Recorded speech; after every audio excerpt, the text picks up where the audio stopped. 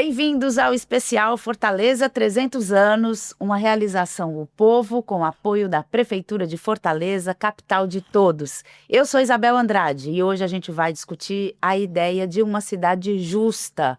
O que ela promete, em que se apoia, quais são os obstáculos reais enfrentados pela nossa capital. E para me acompanhar nessa discussão, estou com Paulo Linhares, professor da UFC, doutor em antropologia, co-idealizador dessa MesaCast. Obrigada, Paulo, pela presença, e junto com a gente, Lira Neto, biógrafo, escritor, enfim, historiador também, né, Lira? Bom, e a gente vai começar pelo final, ou talvez pelo tema central, né? Porque essa ideia de justiça é uma ideia que ela parte de um conceito. Que conceito é esse? O que é uma cidade justa, afinal? O que é justiça social? Boa. Olha, essa é uma pergunta interessante, porque essa questão do como é que... Nos anos 60, tem um grande pensador, Henri Lefebvre, que ele vai mostrar que uma cidade não pode ser tomada como mercadoria e vai propor essa lógica de uma cidade que seja justa, né? Uhum. Essa questão da justiça de uma cidade como Fortaleza é uma questão que tem a ver muito com estrutura. Não é tão simples, porque quando você começa a pensar em estrutura, você começa a pensar em economia, que é uma questão nacional. Você não depende só de um prefeito, ou de uma prefeitura ou de uma cidade, depende da economia do país. Segurança pública, a gente já viu aqui, depende de uma decisão nacional. Então, várias questões são muito complexas, conjunturais, né? E dependem de soluções muito mais sofisticada do que imagina. Mas tem uma questão que é central, que é quando a população decide, amadurece, compreende que não dá para mais manter uma cidade tão desigual, que ela precisa de uma escolha de prioridades, que é a questão de prioridades. Não obra pela obra, não desenvolvimento pelo desenvolvimento, não, mas sim em função de lógicas de redução de desigualdade. Eu acho que nós chegamos nesse momento de maturidade. A classe política do Ceará pode ter todos os defeitos, mas ela chegou a um ponto muito interessante. Eu sou daqueles que acham que a gente tem vou dizer aqui uma loucura, mas é para ficar na história mesmo. Eu acho que a gente tem uma boa classe política. Eu detesto quem fica falando da classe política cearense como todo, como se fosse uma classe política. Eu acho que a gente tem uma classe política muito diferenciada. Mas por que você acha isso? Porque o Lira mesmo estava rolando os quadros aqui. Tasso, Ciro, Evandro, etc., Luziane, tal. Isolda. A gente não tem uma classe política ruim.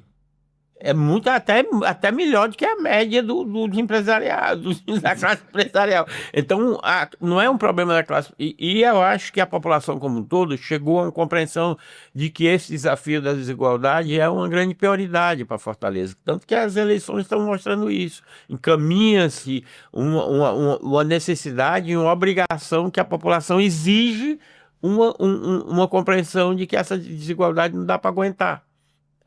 É verdade que faz muito tempo. Eu me lembro que o primeiro programa da Maria que eu fiz, da Maria Luísa Profissional, foi num hotel na beira-mar, que eu coloquei lá na cobertura e ela dizendo assim, ó, cidade, como ela é desigual de um lado e do outro. Então, já faz tempo, né? Faz mais ou menos, era 1985, já faz 40 anos, quer dizer. Mas esse processo tem que ser encaminhado para a gente não tem mais uma administração que é obra pela obra, como a gente falou aqui da administração Juraci. E hoje você tem amadurecimento desse hoje processo. Você tem uma metodologia, né, de governança, de governabilidade, que também exige uma performance junto à população e uma participação muito grande. Você tem hoje, por exemplo, no município um instituto, né, uma instituição que é só de planejamento, que é o IPLAN. Fortaleza, que já existe há, sei lá, 3, 4, não, desde o Roberto Cláudio, então já duas... O Roberto ficou 8 anos, depois mais 4 do Sarto, e agora mais 4, né? Então já tem muitas gestões que existe um instituto de planejamento, né? Que faz com que a cidade não cresça de forma desordenada. Além disso, o orçamento participativo, né? Que é uma outra metodologia de governança que acontece já também há muitas gestões, né? E que me parece, eu estive conversando com a secretária de Planejamento e Orçamento do município, durante esses especiais aqui em Fortaleza 300 anos, e é um método que é o carro-chefe dessa gestão, pelo menos vai ser a grande forma de trabalho para a elaboração do plano plurianual, né, do PPA. Pois é, cidade não é só slogans, Exato. é justiça social, é um critério de definição do que vai ser feito. Isso, e esses critérios, eles são dialogados, né, e assim, é uma cidade que também não tem, assim, muito recurso, né, é uma cidade que tem uma receita, uma arrecadação bem limitada. E aí você precisa escolher prioridades, né? E territórios a serem priorizados também, né? A depender do objetivo daquele território, da questão daquele território, né, Lira? Essa promessa de justiça, como o Paulo estava dizendo, não é uma promessa de justiça nova, né? Assim, na verdade, a gente já ouviu muitas vezes, a cada novo ciclo econômico, se tem uma expectativa de superação dessas desigualdades. A gente viu isso quando o Porto foi construído, o Porto Mucuripe, né? A gente ouviu isso quando com a industrialização do Virgílio Távora, houve uma expectativa também muito grande, né? Com a chegada das universidades. Então, assim, a cada novo ciclo econômico você tem uma promessa, vamos dizer assim, né? De uma nova cidade e de uma justiça que não sei se sempre se concretiza, né? Você acha que a história ensina que essa esperança, talvez ela seja mais um motor, assim, de continuar tentando, de potência, que é uma palavra bem desgastada, né? Você que é o rei das palavras desgastadas. Contra as palavras desgastadas. O rei de apontar as palavras desgastadas, né? Que aponta as palavras desgastadas. Mas, assim, é mais uma promessa que a gente pode... Olha, Isabel, estava ouvindo muito atentamente o que você está falando e muito que o Paulo falou. Eu não sou particularmente um pessimista, mas também não sou um otimista, né? Porque eu faço sempre esse olhar retrospectivo e também tentando fazer alguma perspectiva. Na verdade, você tem toda a razão. A história de Fortaleza é uma história de promessas não realizadas. Né? Então você tem uma série de planos diretores desde o começo do século XX até hoje, até muito recentemente, que foram desprezados, foram rasgados, foram adiados, né, por um ou outro motivo, né? Ou seja, a ideia de construir uma cidade mais justa, ela sempre esteve presente, mais igualitária sempre esteve presente. Mas muito me parece que essa desigualdade e que essa injustiça, portanto, não foi obra do acaso. Eu acho que há também um projeto de exclusão. Há também um projeto deliberado, né, de concentrador de renda. Você citou alguns exemplos históricos muito interessantes, né? Ou seja, se a gente vai até antes, desde a promessa do ouro branco, do algodão, né? Se você chega na promessa, como você bem disse, da construção de um porto que pudesse ligar Fortaleza com o mercado internacional, você tem os planos de metas de Vigílio, o processo de industrialização depois na era do governo das mudanças, você tem a descoberta do sol como um ativo, e não só o sol inclemente que condenava o sertanejo à seca, mas o sol como um grande nosso produto de exportação. Ou seja, há vários momentos em que nós imaginamos que ali estava a redenção. O problema é que esses projetos surgem desarticulados, né? É sempre uma novidade que vai nos redimir, né? Nunca é algo sistêmico, nunca é algo que seja pensado de uma forma, né, mais completa. Então, integrada, né? Integrada, exatamente isso. Então, o que eu percebo, né, é que nós temos agora uma oportunidade histórica. Mais uma vez, nós estamos diante de uma oportunidade histórica. E essa oportunidade pressupõe não atribuir a um único vetor, a um único fator, a nossa redenção, a nossa salvação. Eu acho que é a hora de pensar Fortaleza de uma forma... Sim. E concordo com Paulo que nós temos uma classe política que, historicamente, nas últimas décadas, tem se mostrado de altíssima competência e de altíssima qualidade. O problema é que para cada Tasso Gereissati, para cada Maria Luísa, para cada Luiziane Lins, né, para cada uma dessas pessoas, para cada Ciro Gomes, você tem, inclusive em alianças episódicas, um turbilhão de pessoas que estão muito abaixo dessa linha de qualidade.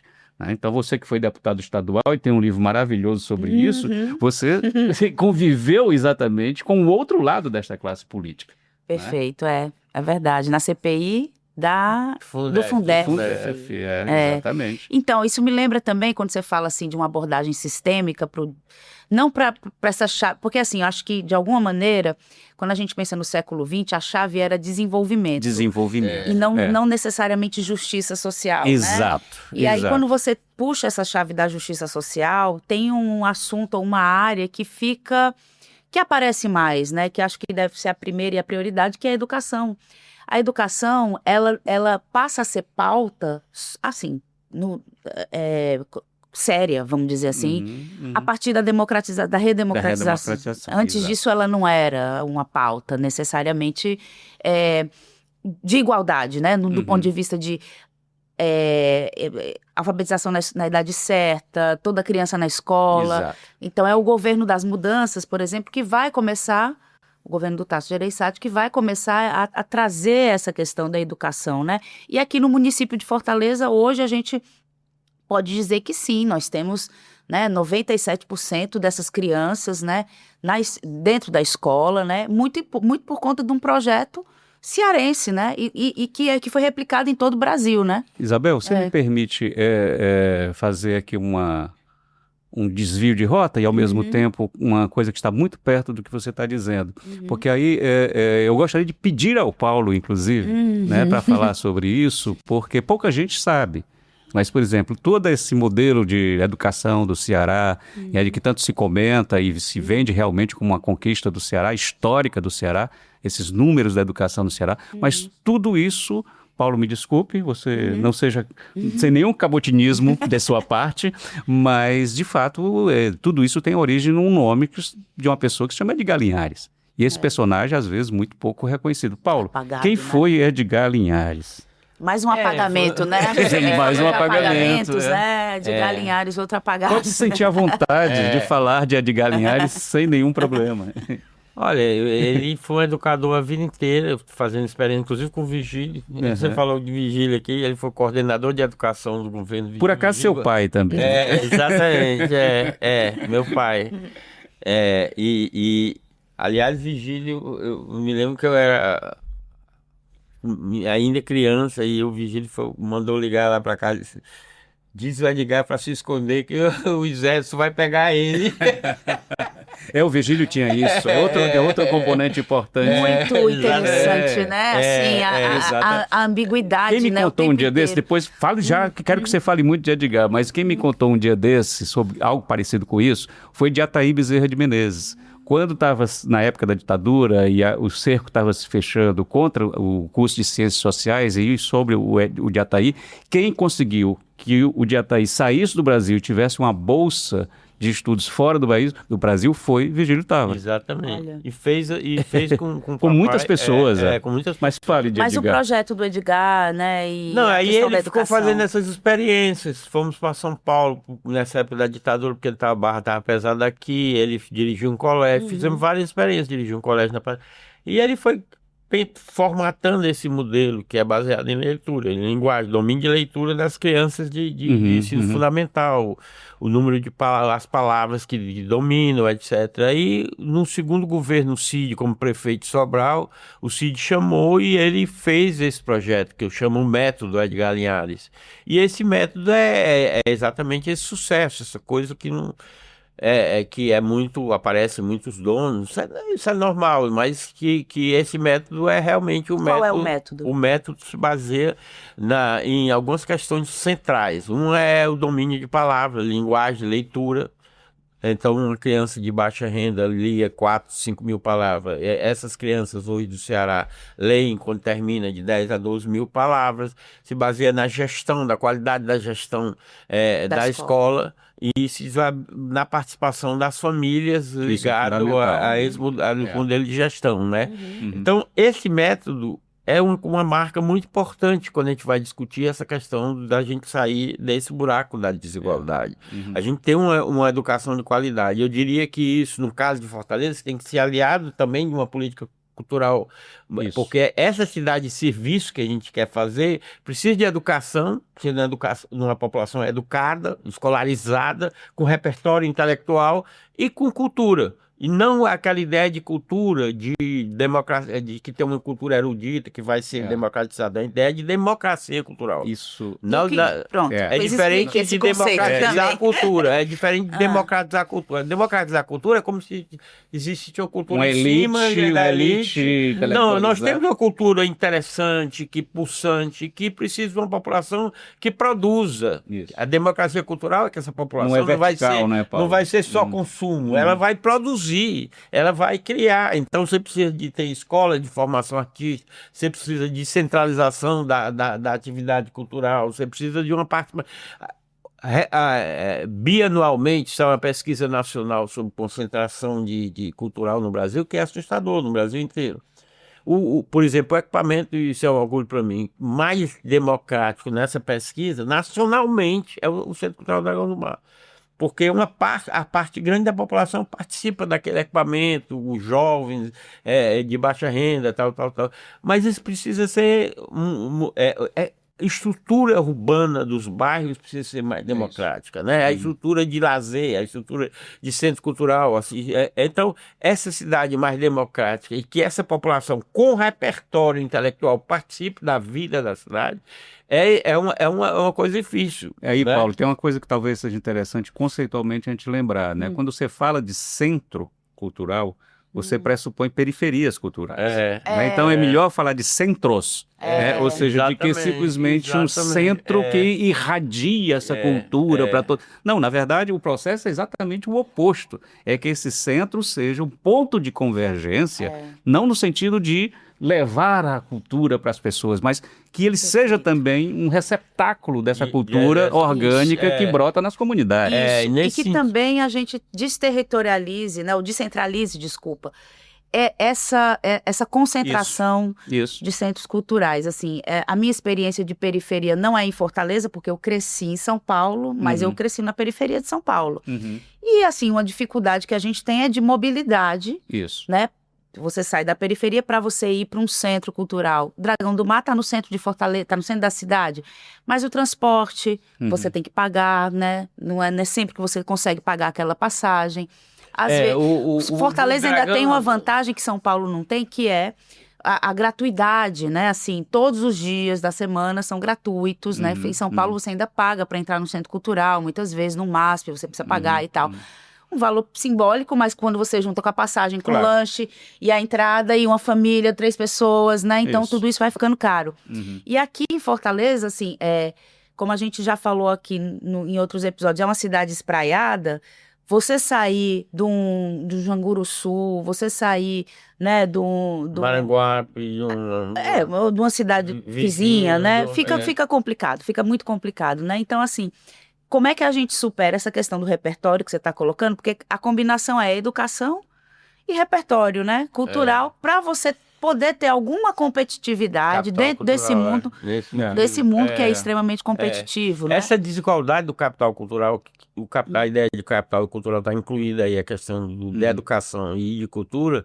Essa desigualdade de capital cultural é uma das coisas mais complexas no Brasil hoje, porque você tem uma população de fato que não participa dessas atividades de produção do conhecimento, né?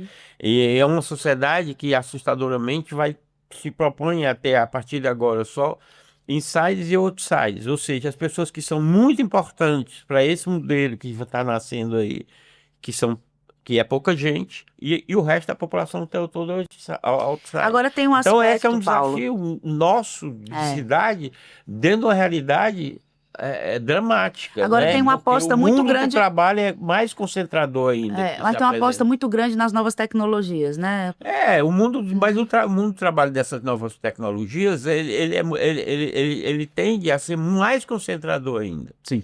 Entendeu? Então você tem um desemprego em massa de uma quantidade muito grande de profissões. Então, como a cidade de Fortaleza, que tem uma população tão grande, vai atender uma demanda para 2,5 milhões de pessoas. Com esse mundo do trabalho, você pega modelos, a gente vai discutir no próximo episódio, mas modelos de grande concentração de renda, de investimento muito grande, de projetos, mas quando você vai ver, são sem empregos. Agora eu vou fazer uma cobrança aqui no ar, né? Você foi secretário de Cultura 2 vezes, criador do Centro Dragão do Mar e tal. Quando você pensou esse sistema de formação, né? Porque você pensou de fusão do Centro Dragão do Mar, Porto Iracema das Artes, a escola, né? Também, de certa forma, isso ficou concentrado aqui numa região da cidade. Por que essa opção? Por que não já descentralizar desde o princípio? Porque, na verdade, saía mais barato você dar bolsa e trazer essa população para lugares centrais de que você construir equipamentos de formação toda na cidade, a partir do zero. Então a gente fez a conta e disse, vamos dar bolsa. Isso aí, na verdade, o Instituto Dragão do Mar tinha uma política de bolsa para transporte, para alimentação, que saia mais barato porque era muito difícil você produzir descentralização. A gente fez a conta e era... Isso a gente está falando dos anos 90, né? Para formação naquele momento, entendeu? Então, eu acho, quando a gente fez as contas e chegou à conclusão de que as escolas, ficando no lugar central da cidade, e a gente possibilitando que essa população, esses jovens, se deslocassem, e aí a gente conseguiu realmente a média de população que participava era uma população da periferia. O fato delas estudarem nos pontos de formação do Instituto Dragão do Mar serem centrais na cidade, não era o de Altino, mas eram centrais, e aí é uma diferença grande. Por exemplo, o Dragão, os ônibus passavam lá, era fácil você trazer gente dando bolsa. O Teatro Zé de Alencar, que era de todo o perfil social dos alunos, o mais vulnerável era o pessoal que fazia teatro, curiosamente. Então a gente tinha uma bolsa específica para os alunos de teatro que estavam no curso de formação no Teatro Zé de Alencar. Na verdade, você precisa ter uma parte dessa população muito maior que tenha capacidade de formação artística, entendeu? Mesmo quem não vai continuar na área, eles precisam ter capital cultural no sentido de distinção social, de ter hábito de leitura, de ter hábito o que o Bourdieu ia chamar de escola. O escola é o tempo da leitura, o tempo da ver filme, o tempo de, né, a de produção, ter um repertório, de produção de um repertório de distinção social.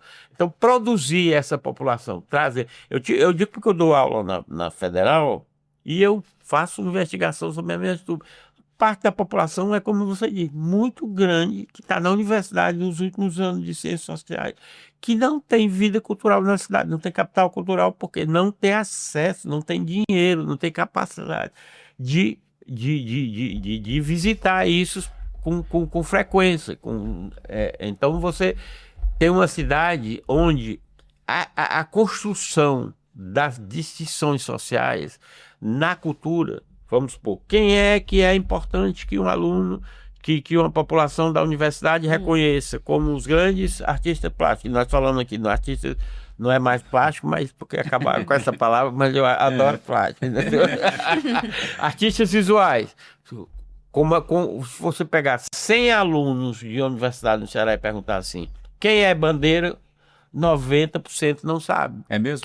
É impressionante. É impressionante. Entendeu?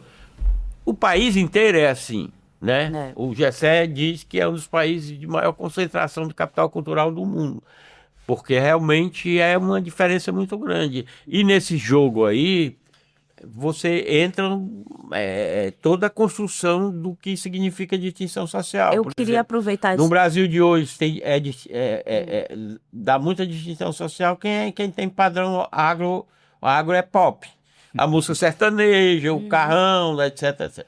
Cada país formata essa lógica de distinção social. No caso do Brasil, é muito distorcido, porque o dinheiro está no centro-oeste, né? O dinheiro, então, modelo de alimentação, aquele modelo de música... Está no centro... O dinheiro, está sendo Paulo, produzido ali mais do que nos outros lugares. O dinheiro está no centro-oeste, o dinheiro está fora. Está no sudeste, está no Rio, está em São Paulo, que de certa maneira obriga, né, um movimento aqui que é constante na cidade, que é de saída, né? Quer dizer, a gente tem uma produção cultural original, interessante, autêntica, rica, mas que não se consagra, né, por falta também de dinheiro, de valorização de classe média que consuma, né, que consagre, né, acaba sendo pequenos círculos, né, de quase uma, como diz o Carinha News, é quase uma ação entre amigos em Fortaleza, né? É verdade. Tudo no campo artístico aqui é É uma quase ação não, entre amigos. é. É uma ação entre amigos. Então, você vai lançar um livro, tem lá ali 20 pessoas, você vai abrir uma exposição, tem mais aquelas mesmas 20 pessoas estão ali também. Então, assim, é uma coisa assim que é complicada, né? E eu queria, Lira, que você falasse um pouco disso, porque você experimenta um campo que é muito difícil, que é o campo literário, né? Assim, você é um escritor, você é um biógrafo, você vende livros e vende muito. E também precisou fazer esse movimento, né? De sair de Fortaleza e ir para São Paulo. Você foi para São Paulo. Nosso contemporâneo, ou melhor, nosso conterrâneo Belchior dizia, pela lei da gravidade, tudo que nasce no norte cai no sul, grande cidade. Ednardo cantou que as coisas vêm de lá, ele vai prisar e depois vai voltar em revistas super coloridas. Essa é uma lógica histórica perversa. Né, e que sempre exigiu que os artistas, os escritores locais precisassem migrar, precisassem partir, fazer essa triste partida, né, para conseguir alguma alegria fora e alguma consagração. Então, assim, nós temos aqui no Ceará um dos maiores escritores de todos os tempos do Brasil. Né? Nós temos, porque ele, ainda a obra dele está viva, que é Moreira Campos. Sim. Né? Moreira Campos é um autor que não deve nada a nenhum outro grande literato do Brasil. E o Moreira Campos, com a qualidade literária que ele teve, nunca se tornou um nome nacional porque fez a opção pela província, por ficar na província. Isso. Então isso é muito revelador dessa lógica que eu próprio, claro, né, teve um momento que eu fui para São Paulo e as editoras estavam lá, as grandes editoras estavam lá, os grandes jornais estão em São Paulo, e foi necessário fazer esse movimento. Né? Eu penso que hoje isso pode se dar e tem que se dar de uma outra lógica. Nós temos autores hoje que estão no Ceará e que conseguem uma projeção nacional. Nós temos o próprio Maílson, que ganhou um jabuti, o grande jabuti do ano, temos a Socorro Racioli, ou seja, temos uma série de pessoas né, que nos ajudam a pensar uma outra possibilidade, uma outra lógica. E eu acho que isso tem que ser perceptível, não só pelo poder público, mas também, como a gente falou no episódio anterior, né, pela nossa iniciativa privada, né, pelo nosso empresariado. Né? Ou seja, eu acho que chegou o momento da gente não precisar mais dessa triste partida. Eu penso que, Paulo, tudo isso que nós estamos falando desde o primeiro episódio, caminha nessa perspectiva. E isso só será possível quando a gente compreender que cidade é essa. Que a gente compreender quem somos e por que estamos aqui. Não é isso, Paulo? Eu acho que ter uma população com repertório intelectual, com capital cultural, capaz de entender quem nós somos, quem são os personagens dessa Traduzindo história. em termos já decarvalianos, uma classe boa. média. Uma classe média. Exatamente. Ou seja, mas não é tem que Não é entender, simplesmente tem uma que classe entender média. que essa classe média que Que classe média é essa? é né? você ter uma mobilidade urbana do proletariado para a classe média. Uma Não mobilidade tá falando social. É uma mobilidade social. Essa mobilidade que é importante. Porque às vezes você fala em classe média, é como se você estivesse fazendo uma distinção pela classe Pela média. renda, e Você não pelo Você repertório. está querendo né? que a população de baixa renda Não, tenha mas mobilidade urbana para Mobilidade social, cara. Social. Urbana é Social andar pela e cidade. urbana também, social no E sentido urbana, de tá certo. para atingir os padrões de capital cultural. Não, mas da eu classe digo a classe média porque, assim, até uma questão que o próprio Gessé de Souza coloca, que é o que diferencia, né, uma classe média de uma classe batalhadora, né? É a questão do tempo mesmo, é o uso do tempo. Então, assim, quando você está numa situação de você ter uma renda fixa, que você não está ali sujeito, né, às intempéries, No né, corre. no corre, fazendo o seu corre e tal, você tem alguma tranquilidade para ler um livro, para assistir uma série, para ir ao cinema. Escolé. Pois É é. a ociosidade, o tempo Exato, ocioso. e isso é uma coisa de Mas classe aí, média, né? Vamos só fazer um pequeno parêntese nisso. Quando hoje nós estamos discutindo a escala 6x1 e ainda há uma resistência a aceitar isso, a gente nota como... É como você falou, é um projeto de desigualdade. De desigualdade, ou seja, em nome de um discurso muito parecido, eu que que estuda história, né? Ou seja, se você pegar os jornais do século XIX durante o processo da abolicionista, o discurso era exatamente o mesmo. Ou seja, os patrões não vão conseguir Pagar a conta. Disso. Quando Getúlio Vargas instituiu toda a legislação trabalhista, era o mesmo discurso. Né? Ou seja, quando muito recentemente o FGTS era o mesmo discurso. Aí hoje, quando você pensa na perspectiva de que um trabalhador tenha 2 dias, né, de descanso e de consumo de lazer, né? Ou seja, aí não, o Brasil vai quebrar. Ou seja, é isso que eu falo. Ou seja, essa elite, eu tenho uma frase do Getúlio que eu acho que poderia sintetizar tudo isso. Né? Quando o Getúlio uma vez foi tentar convencer o empresariado de que a legislação trabalhista era importante, né? E o empresariado não conseguia falar a mesma língua do Getúlio. O Getúlio sai muito decepcionado e fala para o ajudante de ordens, né? Esses tubarões não percebem que eu quero salvar o Brasil e eles próprios, né? E eles não estão conseguindo entender isso. Essa é a salvação de todos nós, inclusive deles. Né? Ou seja, então, é uma visão tão tacanha. É uma visão tacanha, limitada. Né? É terrível. A gente vai precisar encerrar esse episódio, mas a gente vai continuar falando de perspectivas de futuro, de um futuro talvez menos desigual, né, para Fortaleza nos próximos 300 anos. Mas esse, no especial de hoje, foi o Fortaleza 300 anos, uma realização O Povo, com apoio da Prefeitura de Fortaleza, capital de todos. Se você gostou, curta, compartilhe, comente e assista o próximo episódio. Eu te espero lá.